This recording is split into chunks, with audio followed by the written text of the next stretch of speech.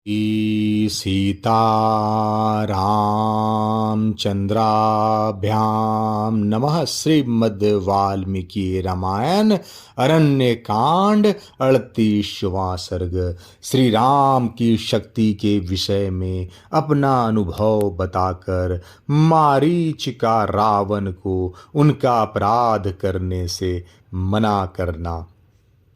एक समय की बात है कि मैं अपने पराक्रम के अभिमान में आकर पर्वत के समान शरीर धारण किए इस पृथ्वी पर चक्कर लगा रहा था। उस समय मुझ में 1000 हाथियों का बल था।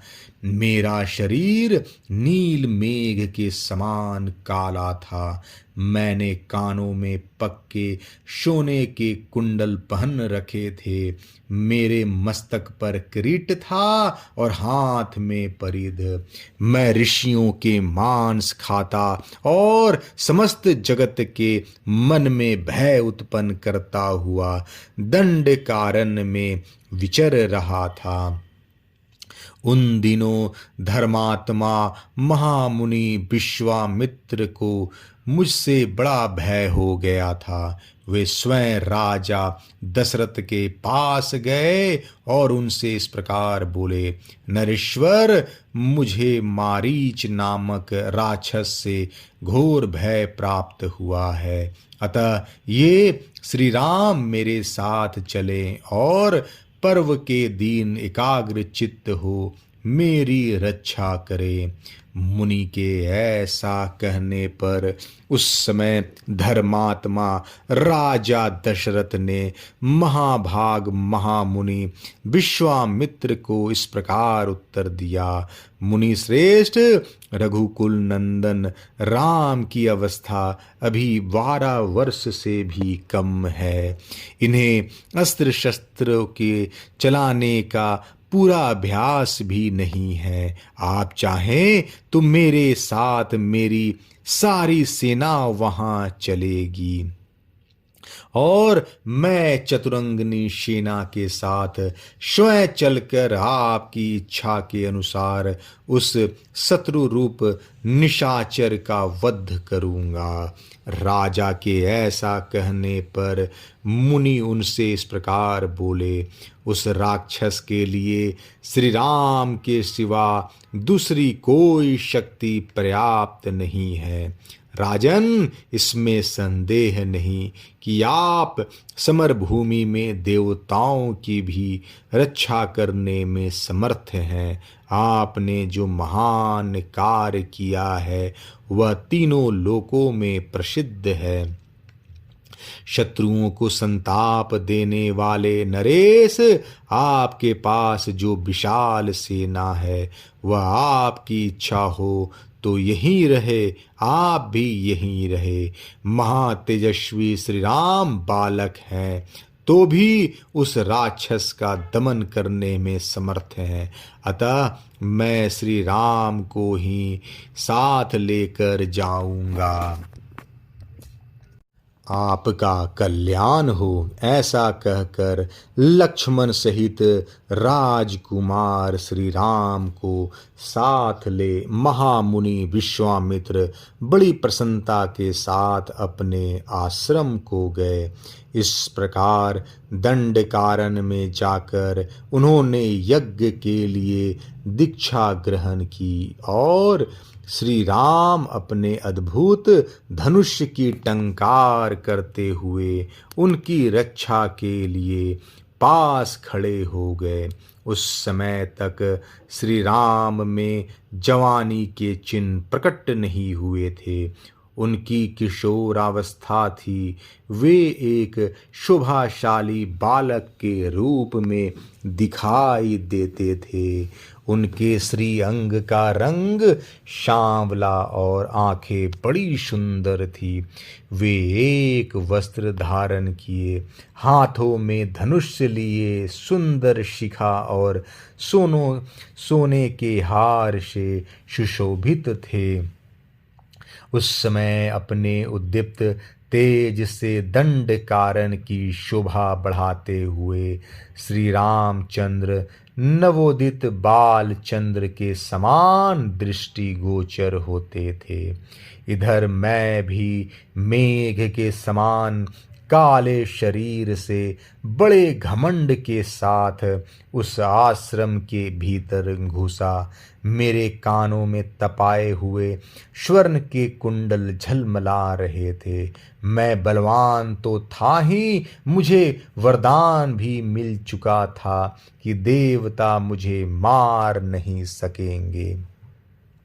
भीतर प्रवेश करते ही श्री रामचंद्र जी की दृष्टि मुझ पर पड़ी। मुझे देखते ही उन्होंने सहसा धनुष उठा लिया और बिना किसी घबराहट के उस पर डोरी चढ़ा दी। मैं मोहवश श्री रामचंद्र जी को यह बालक है ऐसा समझकर उनकी अवहेलना करता हुआ बड़ी तेजी के साथ विश्वामित्र की उस यज्ञ वेदी की ओर दौड़ा। इतने में ही श्री राम ने एक ऐसा तीखा बाण छोड़ा जो शत्रु का संहार करने वाला था, परंतु उस बाण की चोट खाकर मैं मरा नहीं, 100 योजन दूर समुद्र में आकर गिर पड़ा। तात वीर श्री रामचंद्र जी उस समय मुझे मारना नहीं चाहते थे, इसलिए मेरी जान बच गई। उनके बाण के वेग से मैं भ्रांत चित्त होकर दूर फेंक दिया गया और समुद्र के गहरे जल में गिरा दिया गया। तात फिर दीर्घ काल के पश्चात जब मुझे चेत हुआ तब मैं लंकापुरी में गया। उस समय मैं मरने से बचा। अन्यास ही महान कर्म करने वाले श्री राम उन दिनों अभी बालक थे और उन्हें अस्त्र चलाने का पूरा अभ्यास भी नहीं था, तो भी उन्होंने मेरे उन सभी सहायकों को मार गिराया जो मेरे साथ गए थे। इसलिए मेरे मना करने पर भी यदि तुम श्री राम के साथ विरोध करोगे तो शीघ्र ही घोर आपत्ति में पड़ जाओगे और अंत में अपने जीवन से ही हाथ धो बैठोगे। खेल कूद और भोग विलास के क्रम को जानने वाले तथा सामाजिक उत्सवों को ही देख देख कर दिल बहलाने वाले राक्षसों के लिए तुम संताप और अनर्थ मौत बुला लाओगे।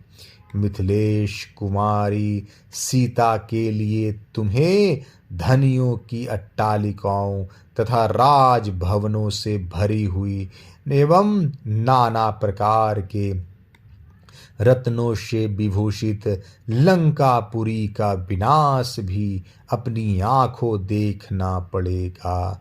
जो लोग आचार विचार से शुद्ध हैं और पाप या अपराध नहीं करते हैं, वे भी यदि पापियों के संपर्क में चले जाएं तो दूसरों के पापों से ही नष्ट हो जाते हैं। जैसे सांप वाले सरोवर में निवास करने वाले मछलियां उस सर्प के साथ ही मारी जाती है। तुम देखोगे कि जिनके अंग दिव्य चंदन से चर्चित होते थे तथा जो दिव्य आभूषणों से विभूषित रहते थे, वे ही राक्षस तुम्हारे ही अपराध से मारे जाकर पृथ्वी पर पड़े हुए हैं। तुम्हें यह भी दिखलाई देगा कि कितने ही निशाचरों की स्त्रियां हर ली गई हैं और कुछ की स्त्रियां साथ हैं तथा वे युद्ध में मरने से बचकर असहाय अवस्था में दशों दिशाओं की ओर भाग रहे हैं। निसंदेह तुम्हारे सामने वह दृश्य भी आएगा कि लंकापुरी पर वानों का जाल सा बिछ गया है, वह आग की ज्वालाओं से घिर गई है और उसका एक एक घर जलकर भस्म हो गया है। राजन, प्राय स्त्री के संसर्ग से बढ़कर दूसरा कोई पाप नहीं है। तुम्हारे अंतःपुर में हजारों युवती स्त्रियां हैं, उन अपनी ही स्त्रियों में अनुराग रखो, अपने कुल की रक्षा करो, राक्षसों के प्राण बचाओ तथा अपनी मान प्रतिष्ठा, उन्नति, राज और प्यारे जीवन को नष्ट नहीं होने दो। यदि तुम अपनी सुंदरी स्त्रियों तथा मित्रों का सुख अधिक काल तक भोगना चाहते हो तो श्री राम का अपराध न करो। मैं तुम्हारी हितैषी सुहृद हूँ।